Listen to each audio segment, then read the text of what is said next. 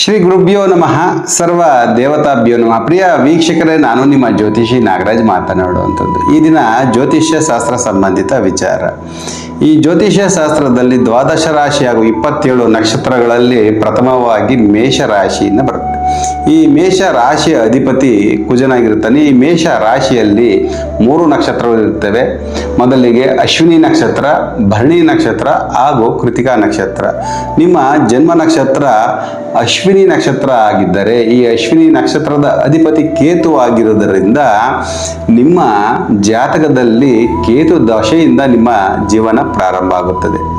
ಹಾಗೆ ನಿಮ್ಮ ಜನ್ಮ ನಕ್ಷತ್ರ ಭರಣಿ ನಕ್ಷತ್ರ ಆಗಿದ್ದರೆ ಈ ಭರಣಿ ನಕ್ಷತ್ರದ ಅಧಿಪತಿ ಶುಕ್ರನಾಗಿರುವುದರಿಂದ ನಿಮ್ಮ ಜಾತಕದಲ್ಲಿ ಶುಕ್ರನ ದಶೆಯಿಂದ ನಿಮ್ಮ ಜೀವನ ಪ್ರಾರಂಭ ಆಗುತ್ತದೆ.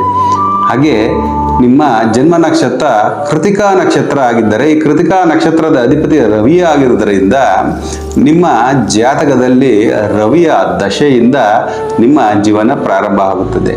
ಹಾಗೆ ಇನ್ನುಳಿದ ರಾಶಿ ಹಾಗೂ ನಕ್ಷತ್ರಗಳ ವಿಚಾರವನ್ನು ಮುಂದಿನ ವಿಡಿಯೋಗಳಲ್ಲಿ ತಿಳಿಸಿಕೊಡುತ್ತೇನೆ. ಸರ್ವೇ ಜನಾಃ ಸುಖಿನೋ ಭವಂತು, ಲೋಕ ಸಮಸ್ತ ಸನ್ಮಂಗಲಾನಿ ಭವಂತು.